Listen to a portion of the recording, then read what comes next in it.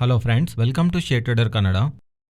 ಇವತ್ತು Sensex 161 points down ಆಗಿ 61,193ನಲ್ಲಿ ಕ್ಲೋಸ್ ಆದರೆ ನಿಫ್ಟಿ 57 ಪಾಯಿಂಟ್ಸ್ ಡೌನ್ ಆಗಿ 18,089ನಲ್ಲಿ ಕ್ಲೋಸ್ ಆಗಿದೆ.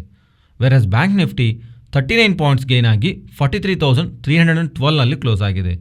ಇವತ್ತು ಎಫ್ಐಸು ಇಂಡಿಯನ್ ಇಕ್ವಿಟಿ ಮಾರ್ಕೆಟಲ್ಲಿ 1,338 ಕ್ರೋರ್ಸ್ ಬೈ ಮಾಡಿದ್ರೆ ಡಿಐಸು 583 ಕ್ರೋರ್ಸ್ ಸೆಲ್ ಮಾಡಿದ್ದಾರೆ. ಫ್ರೆಂಡ್ಸ್, ರೀಸೆಂಟ್ ಟೈಮ್ಸಲ್ಲಿ ಒನ್ ಡೈರೆಕ್ಷನಲ್ ಆಗಿ ಮಾರ್ಕೆಟ್ ರ್ಯಾಲಿ ಆಗ್ತಾ ಬರ್ತಿದೆ ಅಲ್ವಾ? ಆ್ಯಂಡ್ ಇವತ್ತೂ ಸ್ವಲ್ಪ ಪ್ರಾಫಿಟ್ ಬುಕ್ಕಿಂಗ್ ಕಾಣಿಸಿರಬೇಕು. ಬಟ್ ಇನ್ಫ್ಯಾಕ್ಟ್ ಗ್ಲೋಬಲ್ ಮಾರ್ಕೆಟ್ಸಲ್ಲಿ ಇನ್ನೂ ದೊಡ್ಡ ಸೆಲ್ ಆಫೇ ನಡೆದಿದೆ. US ಮಾರ್ಕೆಟ್ಸು ಜಾಸ್ತಿ ಫಾಲ್ ಆಗಿದೆ. ಇವನ್ ನಮ್ಮ ಮಾರ್ಕೆಟ್ಸ್ ಓಪನಿಂಗ್ ಟೈಮ್ಗೆ ಏಷ್ಯಾ ಲೈಕ್ ಹಾಂಗ್ಕಾಂಗ್ ಮಾರ್ಕೆಟ್ಸಲ್ಲೂ ಸೆಲ್ ಆಫ್ ಇತ್ತು. ಅದರಿಂದಾನೇ SGX ನಿಫ್ಟಿನಲ್ಲಿ ಅಂಡ್ ಗ್ಯಾಪ್ ಡೌನ್ ಓಪನಿಂಗ್ ನಡೆದಿದೆ. ಅಂಡ್ ಆ ಗ್ಯಾಪ್ ಡೌನ್ ಓಪನಿಂಗ್ ನಡೆದಾಗ ಯಾವ ಲೋ ಇದೆ ಅಲ್ವಾ, ಆ ಲೋನಿಂದ ಮಾರ್ಕೆಟ್ ರಿಕವರಿ ಆಗ್ತಾ ಓಪನಿಂಗ್ ಟೈಮಲ್ಲಿ ಯಾವ ಫಾಲ್ ಅಂತೂ ಇತ್ತಲ್ವ ನಮಗೆ, ಆ ಫಾಲ್ನೆಲ್ಲ ರಿಕವರಿ ಮಾಡ್ತಾ ಮಾರ್ಕೆಟು ಸ್ವಲ್ಪ ಪಾಸಿಟಿವ್ ನೋಟಿಂದನೇ ಎಂಡ್ ಆಗಿದೆ. ಆ್ಯಕ್ಚುಲಿ ಬ್ಯಾಂಕ್ ನಿಫ್ಟಿ ಅಂತೂ ನಿಯರ್ಲಿ ನ್ಯೂಟ್ರಲಲ್ಲೇ ಎಂಡ್ ಆಗಿದೆ. ಆದರೆ ನಿಫ್ಟಿ ರಿಲೇಟೆಡ್ ಆಗಿ ಅದಾನಿ ಸ್ಟಾಕ್ಸಲ್ಲಿ ಲಾಸ್ಟ್ 1 ಅವರಲ್ಲಿ ಸ್ವಲ್ಪ ಫಾಲ್ ಕಾಣಿಸ್ತಾ ಇರೋದು ನಿಫ್ಟಿ ರಿಲೇಟೆಡ್ ಆಗಿ ಸೆಲ್ಲಿಂಗ್ ಪ್ರೆಷರ್ನಂತೂ ಕ್ರಿಯೇಟ್ ಮಾಡಿದೆ. ಇವತ್ತು evening US Fed interest rates ಬಗ್ಗೆ ಡಿಸಿಷನ್ ತಗೊತಾರೆ. ಇದು ಆಲ್ಮೋಸ್ಟ್ ನಮಗೆ ನೈಟು ಅರೌಂಡ್ 11:30 to 11:40 ಆ ಟೈಮಲ್ಲಿ ಅಪ್ಡೇಟ್ ಆಗುತ್ತೆ. ಫ್ರೆಂಡ್ಸ್, ಈ ಥರ ಅಪ್ಡೇಟ್ಸ್ ಬಂದ ಪ್ರತಿ ಟೈಮಲ್ಲೂ ನಾನು ನಿಮಗೆ ಟೆಲಿಗ್ರಾಮ್ನಲ್ಲಿ ಪೋಸ್ಟ್ ಮಾಡ್ತೀನಿ.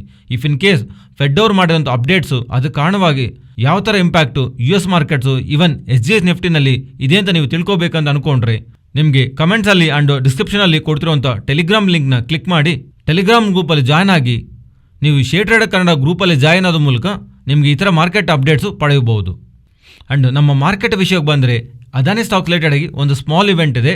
ಅದೇ ಕಾರಣವಾಗ್ಲೇ ಅದಾನಿ ಸ್ಟಾಕ್ಸ್ನಲ್ಲಿ ಸ್ವಲ್ಪ ಅನ್ಸರ್ಟನಿಟಿ ನೋಡಿದೀವಿ ನಾವು.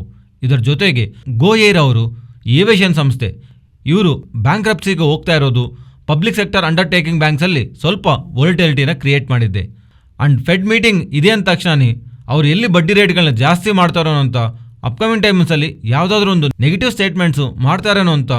ಆದರೆ ಮೇಯ್ನ್ ಬ್ಯಾಂಕ್ಸಲ್ಲೂ US ಅಲ್ಲಿ ಜಾಸ್ತಿ ಫಾಲ್ ಆಗಿಲ್ಲ, ಆದರೆ ರೀಜನಲ್ ಬ್ಯಾಂಕ್ಸಲ್ಲಿ ಜಾಸ್ತಿ ಫಾಲ್ ಕಾಣಿಸಿದೆ. ಒಂದು ಇಂಡೆಕ್ಸೇ ರೀಜನಲ್ ಬ್ಯಾಂಕ್ಸ್ ಇಂಡೆಕ್ಸೇ 5%ವರೆಗೂ ಫಾಲ್ ಆಗಿದೆ. ಇದೇ ಕಾರಣವಾಗಲೇ ಆ್ಯಕ್ಚುಲಿ US ಮಾರ್ಕೆಟ್ಸು ನೆಗೆಟಿವ್ ಆಗಿ ನಿನ್ನೆ ಎಂಡ್ ಆಗಿದೆ. ಆ್ಯಂಡ್ ಇದರ ಜೊತೆಗೆ ಅದಾನಿ ರಿಲೇಟೆಡ್ ಆಗಿರೋವಂಥ ಇವೆಂಟು ಗೋ ಏರ್ ರಿಲೇಟೆಡ್ ಆಗಿ ಬ್ಯಾಂಕ್ರಪ್ಸಿ ಅಪ್ಡೇಟು ಈ ಅನ್ಸರ್ಟನಿಟಿನೇ ಇಂಡಿಯನ್ ಇಕ್ವಿಟಿ ಮಾರ್ಕೆಟ್ ರಿಲೇಟೆಡ್ ಆಗಿ ಇವತ್ತು ಲಿಟಲ್ ನೆಗೆಟಿವ್ ಆಗಿ ಪ್ಲೇ ಮಾಡಿದೆ. ಆ್ಯಂಡ್ ನೆಕ್ಸ್ಟ್ ನಾವು ನಂಬರ್ಸ್ ಬಗ್ಗೆ ಮಾತಾಡಿಕೊಂಡ್ರೆ friends, almost all numbers most of the ಎಲ್ಲ ಸ್ಟಾಕ್ಸೂ ಎಕ್ಸ್ಪೆಕ್ಟೇಷನ್ಸ್ ಅಬೋನೇ ಬರ್ತಿದೆ. ಬ್ಯಾಂಕಿಂಗ್ ಸ್ಪೇಸ್ ಅಂತಾನೆ ಅಲ್ಲ, ಔಟ್ ಆಫ್ ದ ಬ್ಯಾಂಕಿಂಗ್ ಸ್ಪೇಸಲ್ಲೂ ಪ್ರತಿ ಸೆಕ್ಟರಲ್ಲೂ ಕಂಪನೀಸು ಆಲ್ಮೋಸ್ಟ್ ಮಾರ್ಕೆಟ್ ಎಕ್ಸ್ಪೆಕ್ಟೆಡ್ ಅಂದ್ರೂ ನಂಬರ್ಸು ಕಂಪನೀಸ್ ಅಂತೂ ಪೋಸ್ಟ್ ಮಾಡ್ತಿದೆ. ಆ್ಯಂಡ್ ಇನ್ನೊಂದು ಪಾಸಿಟಿವ್ ಥಿಂಗ್, ಕ್ರೂಡ್ ಆಯಿಲು ಓವರ್ನೈಟಲ್ಲಿ 5% ಮೇಲೆ ಡ್ರಾಪ್ ಆಗಿದೆ. ಸೊ ಇದು ನಮ್ಮ ಇಂಡಿಯಾಗೆ ಸಂಬಂಧಿಸಿ ಪಾಸಿಟಿವ್. ಆ್ಯಂಡ್ ಇವನ್ ಕ್ರೂಡ್ ಆಯಿಲ್ನ ರಾ ಮೆಟೀರಿಯಲ್ ಆಗಿ ಯೂಸ್ ಮಾಡೋವಂಥ ಕಂಪನೀಸ್ಗೂ ಇದು ಪಾಸಿಟಿವ್ ಆಗುತ್ತೆ.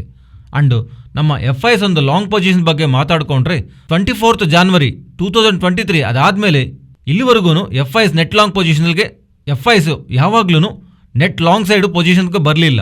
ಮೀನ್ಸ್ ಮೋರ್ ದ್ಯಾನ್ 50% ಯಾವಾಗ್ಲೂ ನೆಟ್ ಲಾಂಗ್ಸಲ್ಲಿ FIs ಪರ್ಸೆಂಟೇಜ್ ನೋಡಲಿಲ್ಲ. For the first time after 24th January 2023 FIs long side ಇವತ್ತು ಪೊಸಿಷನ್ನೇ ಇಟ್ಟಿದ್ದಾರೆ. ರೀಸೆಂಟ್ ಟೈಮ್ಸಲ್ಲಿ ಬ್ಯಾಂಕ್ ನಿಫ್ಟಿನಲ್ಲಿ ದೊಡ್ಡದಾಗಿ ಚೇಂಜಸ್ ಬಂದಿಲ್ಲ ಅಂದ್ರೂ IT ಸ್ಟಾಕ್ಸು ಮಾರ್ಕೆಟ್ ಪರ್ಟಿಕ್ಯುಲರ್ಲಿ ನಿಫ್ಟಿನ ಸ್ಟೆಬಿಲೈಸ್ ಮಾಡ್ತಾ ಬರ್ತಿವೆ. ಆ್ಯಂಡ್ ಬ್ಯಾಂಕಿಂಗ್ ಸ್ಪೇಸಲ್ಲಿ ಬರ್ತಿರೋಂಥ ಆಲ್ಮೋಸ್ಟ್ ಆಲ್ ನಂಬರ್ಸ್ ಎಲ್ಲನೂ ಬೆಟ್ರಾಗೇ ಬರ್ತಿದೆ. ಅದರಿಂದ ಈ ಫೆಡ್ ಅವರು ಮಾರ್ಕೆಟ್ ಏನಾದರೂ ನೆಗೆಟಿವ್ ಆಗಿ ಡಿಸಪಾಯಿಂಟ್ ಮಾಡ್ತಿಲ್ಲ ಅಂದರೆ ಅಗೈನ್ ಮಾರ್ಕೆಟ್ನಲ್ಲಿ ಬುಲಿಶ್ ಟ್ರೆಂಡು ಕಂಟಿನ್ಯೂ ಆಗ್ಬೋದು. ಇಲ್ಲ ಮಾರ್ಕೆಟ್ನವರು ಡಿಸಪಾಯಿಂಟ್ ಮಾಡ್ತಾ then as a like global markets and even Indian equity markets related ಆಗಿನೂ ಸೆಲ್ಲಿಂಗ್ ಪ್ರೆಷರು ಇಂಪ್ಯಾಕ್ಟ್ ಅಂತೂ ಕಾಣಿಸುತ್ತೆ. And coming to market levels recent ಟೈಮ್ಸಲ್ಲಿ ನಾವು ಅಂದ್ಕೊಂಡಿರೋಂಥ ಮಾರ್ಕೆಟ್ ರಿಲೇಟೆಡ್ ಆಗಿ ಟ್ರೆಂಡ್ ಅಂತೂ ಬುಲ್ಲಿಶ್ ಆಗೇ ಇದೆ.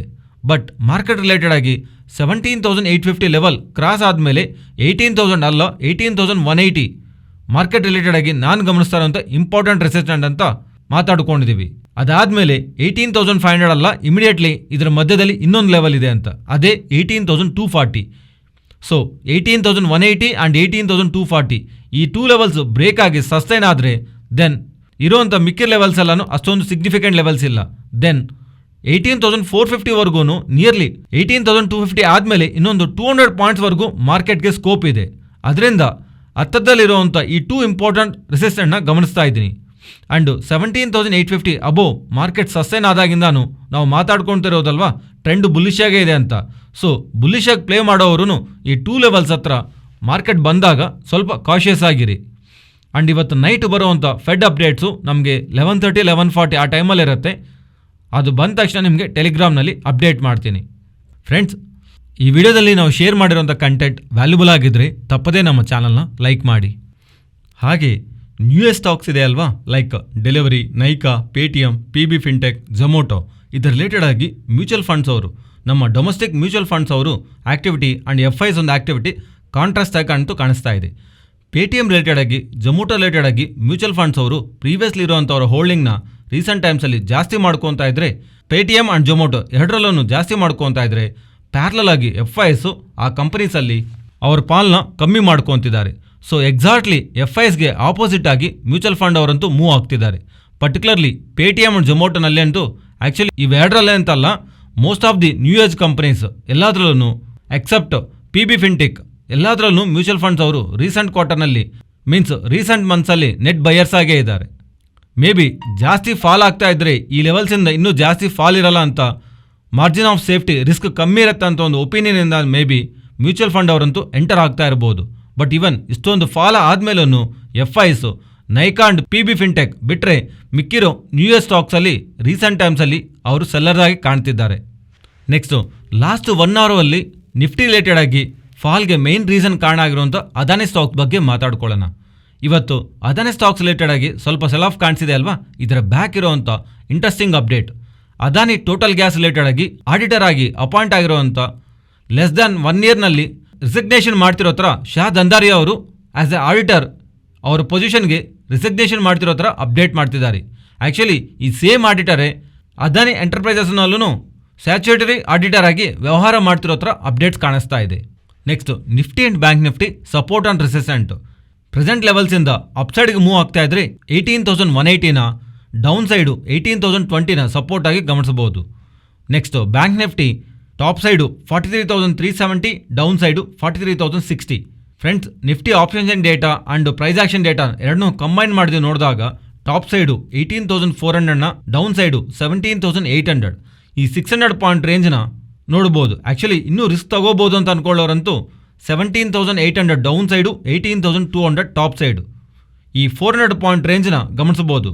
ಬಟ್ 18,200 ಅಬೋವ್ 18,240 ಅರೌಂಡು ರೆಸಿಸ್ಟೆಂಟ್ ಇದೆ ಅಲ್ವಾ, ಅದರಿಂದ ಆ 40-50 ಪಾಯಿಂಟ್ ರೇಂಜ್ ಹತ್ರ ಇಂದ ಮನೆಗೆ ಹೋದರೆ ಆಮೇಲೆ ಸಸ್ಟೈನ್ ಆಗ್ತಾ ಅಗೇನ್ ಇನ್ನೂ ಅಲ್ಲಿಂದ ಟಾಪ್ ಸೈಡ್ಗೆ ಮೂವ್ ಆಗ್ತಾ ಇದ್ರೆ ಆವಾಗ ನಾವು ಅಡ್ಜಸ್ಟ್ ಮಾಡೋದು ಕಷ್ಟ ಆಗುತ್ತೆ CEನಲ್ಲಿ. ಅದರಿಂದ ಸ್ವಲ್ಪ ರಿಸ್ಕ್ನ ಕಮ್ಮಿ ಮಾಡ್ತಾ ಕಾಲ್ ಸೈಡನ್ನು ಸ್ವಲ್ಪ ಡಿಸ್ಟೆನ್ಸ್ನ ಮೇಂಟೈನ್ ಮಾಡ್ತಾ 18,400ನ ಕಾಲ್ ಸೈಡು ಆ್ಯಂಡ್ ಪುಟ್ ಸೈಡು 17,800ನ ಈ ಲೆವೆಲ್ಸ್ನ ಮೇಂಟೈನ್ ಮಾಡ್ಬೋದು. ಆ್ಯಂಡ್ ಡೌನ್ ಸೈಡು 18,000 ಬ್ರೇಕ್ ಆಗಿ ಸಸ್ಟೈನ್ ಆದಮೇಲೆ 17,800 ಲೆವೆಲ್ಸ್ ಬಗ್ಗೆ ನಾವು ಯೋಚನೆ ಮಾಡೋಣ. And top side 18,200 above sustain ಆದಮೇಲೆ 18,400 ಲೆವೆಲ್ಸ್ ಬಗ್ಗೆ ನಾವು ಥಿಂಕ್ ಮಾಡ್ಬೋದು. ಫ್ರೆಂಡ್ಸ್, ಈ ವಿಡಿಯೋದಲ್ಲಿ ನಾವು ಶೇರ್ ಮಾಡಿರೋಂಥ ಕಂಟೆಂಟ್ ವ್ಯಾಲ್ಯೂಬಲ್ ಆಗಿದ್ದರೆ ತಪ್ಪದೇ ನಮ್ಮ ಚಾನಲ್ನ ಲೈಕ್ ಮಾಡಿ.